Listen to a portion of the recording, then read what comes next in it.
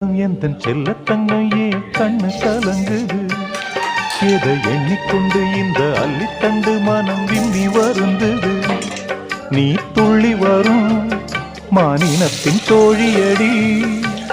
சிறு துன்பம் என்றால் எந்த நெஞ்சில் காயமடி. சின்னத்தங்கம் எந்தன் செல்லத்தங்கம் ஏன் கண்ணு கலங்குது? எதை எண்ணிக்கொண்டு இந்த அள்ளித்தண்டு மனம் விம்மி வருந்தது?